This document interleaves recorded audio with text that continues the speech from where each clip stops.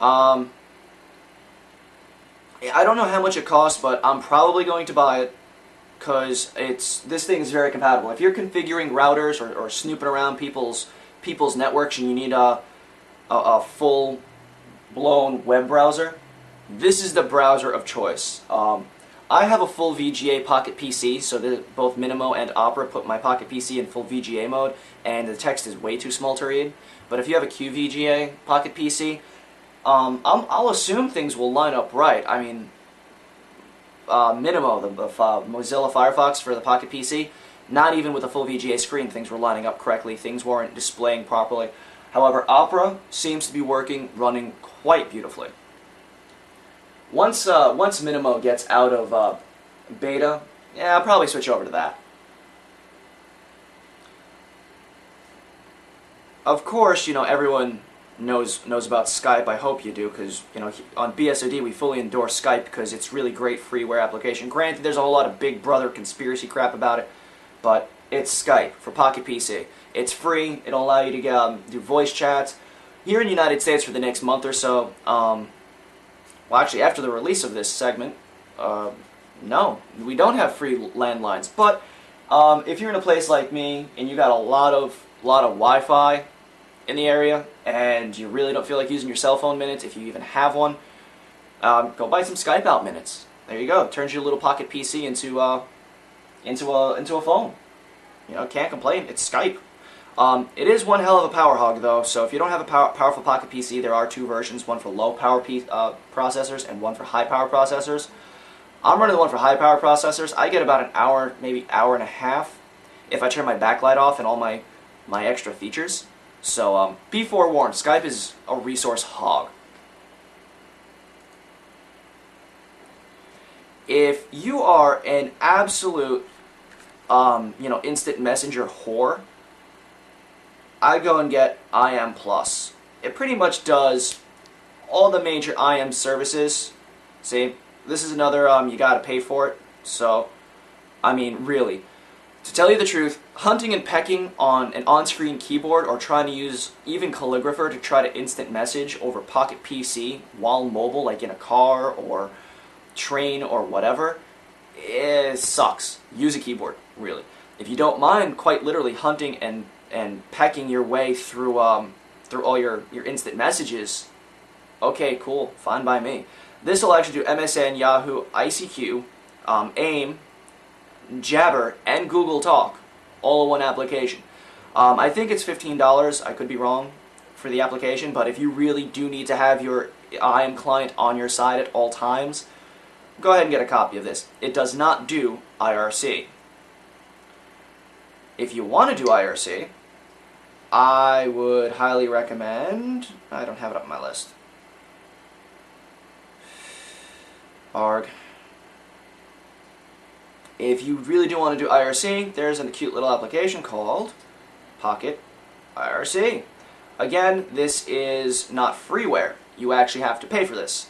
It's a little clunky, it's a little bulky, relatively cheap. I mean, I'm an IRC addict. Don't tear me away from my IRC, so I actually got a copy of this. Merc, it is not BitchX, it is not IRSSI, it is not. However, it's full-featured. There's a relatively decent learning curve on getting all the commands and understanding how the software works. It gets a little quirky. When you have a lot of nicknames in the channel list, it gets a little cumbersome. If you don't have a VGA screen and you actually have QVGA, well, now you'll understand why we enforce the keep your nickname short rule on the BSOD channel, because when you have people with excessively long nicknames, it'll actually take up 3 lines of just for their nickname, just so they can say LOLs. Real pain in the ass. I'm not going to get into games because there's a lot of games for Pocket PC, but I'm a big emulation fan, and there's so many emulators out there, and it's such a pain in the ass to go and find emulators that'll work with your Pocket PC. Especially mine, because I actually have a graphics accelerator. I thought I installed Morph Gear, but I guess I didn't. Well, okay, fine, I'll just talk to you about it. Morph Gear is a free application.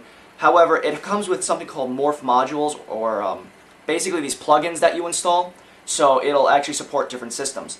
Some of them are free, some of them you have to pay for. I'd highly recommend using the trial of the plugin for your said console, like Super Nintendo, Nintendo, Genesis, Atari, whatever, before you pay for it, because I have an Intel graphics accelerator on my Pocket PC that's been giving me some troubles with pretty much all of the modules. Trialware is great, so go try it out before you buy it. I know that there are some conflictions with the iPad Pocket PCs and button input, so I hope you have a game controller. If you have a Dell Axim X51, X5, or anything that doesn't have VGA, you should have no problems, besides the fact that you have no game controller and the buttons on the thing are just too small to use as a controller. If you do have the X51V, you will probably run into the same problems I have with the graphics accelerator, because even though that some of the plugins are designed to use the graphics accelerator, if you don't use the raw frame buffer, it will crash, glitch, or otherwise screw up. That's pretty much a rundown of some of the... Oh wait, I forgot something. Oh, this one's cute. There's absolutely no point to this whatsoever. I just think it's really cute because I like it. It's a little icon down here. It's called Pocket Candy. Pocket Candy are screensavers for the Pocket PC.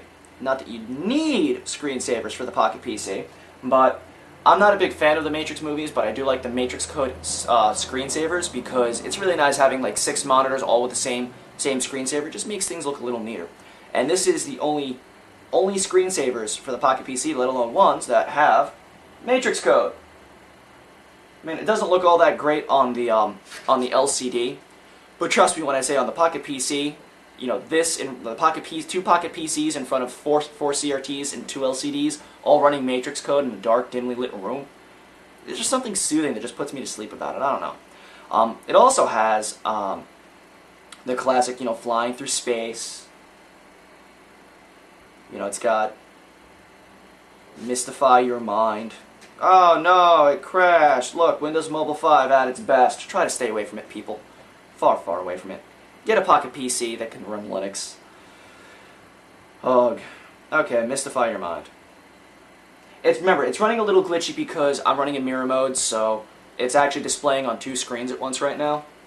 And it's taking up a lot of resources. As a matter of fact, my Pocket PC is getting a little hot right now. Yeah, you know, it's also got scrolling marquee, spiraling dots, swarm, you know, it's got some good stuff. It also has add-on, like the Matrix Code screensaver is not default, you have to add it on. They actually have a whole bunch of screensavers you can add, and it's free.